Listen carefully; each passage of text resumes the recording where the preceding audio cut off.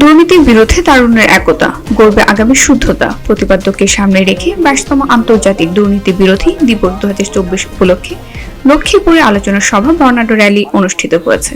আজ সোমবার 9 ডিসেম্বর সকাল 11টায় জেলা প্রশাসক কার্যালয়ে জেলা প্রশাসন দুদক দুপ্রকর সোনাক টিআইবির ব্যানারে এই আলোচনা সভা অনুষ্ঠিত হয়েছে। এর আগে জেলা প্রশাসক কার্যালয়ের সামনে বর্ণাঢ্য র্যালি অনুষ্ঠান হয়। এতে প্রধান অতিথি হিসেবে উপস্থিত ছিলেন লক্ষ্মীপুর জেলা প্রশাসক রাজীব কুমার সরকার। এছাড়া উপস্থিত ছিলেন টিআইবির এরিয়া কোঅর্ডিনেটর মোহাম্মদ আব্দুর রব খান, সনাক সভাপতি professor ZM Faruqui, Chandpur area দুর্নীতি দমন কমিশনের সহকারী পরিচালক মোহাম্মদ আজগর হোসেন সহ আরো অনেকে।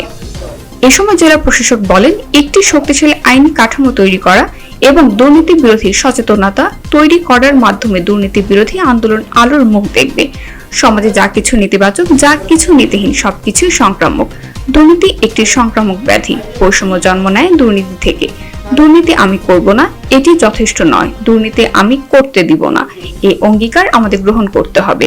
এই ব্যাপারে সম্মিলিত সামাজিক আন্দোলন গড়ে তুলতে হবে। প্রতিষ্ঠান থেকে দুর্নীতি বের করতে হলে তার সংস্কার করতে হবে, যেটি বর্তমান সরকার করছে। দুর্নীতি দমন করার রাস্তা মূলত দুটি। এর অনেকগুলো উপশাখা থাকতে পারে দমনের, কিন্তু মূল যে শাখা বা উপায় সেটি হচ্ছে দুটি।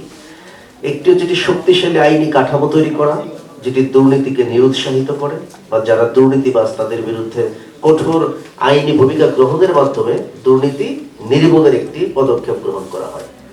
আর আরেকটি যেটি উন্নত বিশ্বে মনে করা হয় আইন প্রয়োগের চেয়ে গুরুত্বপূর্ণ, সেটি হচ্ছে দুর্নীতি বিরোধী সচেতনতা তৈরি করা।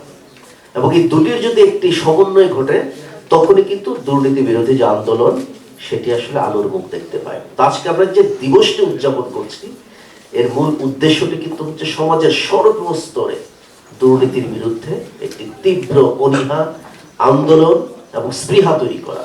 সমাজে যা কিছু নেতিবাচক, যা কিছু নীতিহীন, সেটি কিন্তু সংক্রামক। দুর্নীতি একটি সংক্রামক ব্যাধি। দুর্নীতি আমি করব না, এটি যথেষ্ট নয়।